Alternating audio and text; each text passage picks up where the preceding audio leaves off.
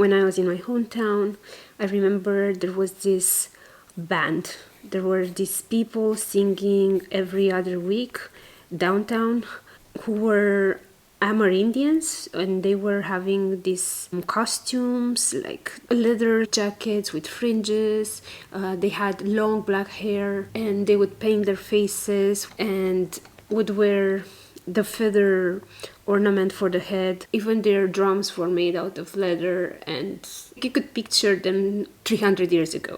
They were really good, but at the same time, this was the only performance that was happening in my hometown. Everybody was listening to them every other week when they would perform, and it was nice and they were good, but it was the only option.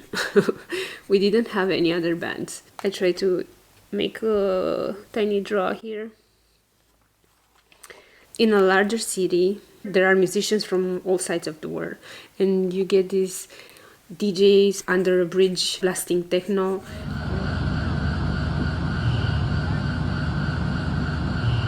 Then you can hear some other trashy, I don't know, electropop in one corner, have an amazing performance with ambient music in another corner. And this can happen in a 10 minutes walk. Because it is so loud and you get so many options, you have to filter way harder. You just stop when you're really touched. You have 2 seconds to catch my attention, to connect with me, or I don't know, depends on how long you're walking around the sound. This feels more healthy than trying to give a chance to this and that and getting basically exhausted. It's the same with work. If you're in a small town, you have to ask yourself, who's hiring, what's available, do I fit? I had my first internship in my hometown. I went for this radio station, and I sent them a letter and told them I can help them with copywriting, that I'm really interested in advertising, and I sent them some examples of my writing, and they accepted me. It was the summer vacation. I went back to my hometown. I started that internship, and 1 week later I was accepted to another internship in Bucharest. I went to this advertising agency. I left the small town internship and I went to the big town internship. It all started there for me, actually, with work life. Now work is about competing with international talent. You're competing with thousands of people because of remote work and so on, and because of technology on these job platforms. If someone posts a job, in half an hour you have 500 applicants, and this competition is 10 times more intense. So it's also the way harder process to get accepted or fall into the funnel, but it's also, you have everything available. You have access to jobs that you wouldn't have had 20 years ago in your hometown, or I wouldn't have had 20 years ago in my hometown. When I started studying, I had no idea I could apply for a job that recruits people from the region but is based in the US or whatever. Now with all of these options, not that the options imply that I have a chance, but just all of these noise, these options.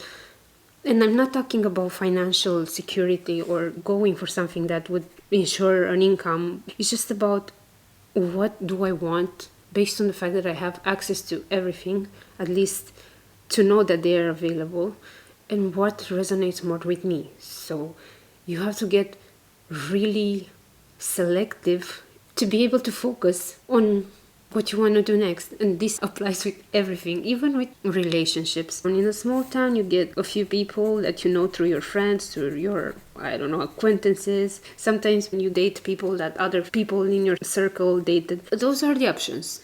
You have a few options, you choose from there. And that's available, and you adjust based on what's available. Then if you move to a big city, you have a lot of options, but you can meet 10 people in a week and have no connection with any of them. You can go on an app. I did this experiment during Corona time. I traveled and I had to quarantine when I got back here in Germany, and I went on this app and I talked to 50 men. Of course, there was a selection. I was looking if I would like their photos or their short description, but then I would just chat. I spoke with 50 people in 2 days or 3 days, and out of those 50, I asked the number of 8 of them, and then out of those 8, I contacted 4 of them. So I made a selection from 50 to 8 and then to 4. And out of these 4, I dated for a bit longer 2 of them at different times. That was my experiment. So the options are so many more, but at the same time you have to cut people out, like no, yes, no, yes, no, this is what I like, this is what I don't like. And you also have to experience a bit the person to know if you really like or dislike what you assumed you would like or not. It can feel exhausting, but it's also very pruning. It's like it's showing you what you really like or what you dislike about life and about yourself. You know, it's like these people talking about, I don't know, I realized at some point I like red convertibles, and then they start seeing only red convertibles around, whereas before they would see all the cars, all the colors, all the types.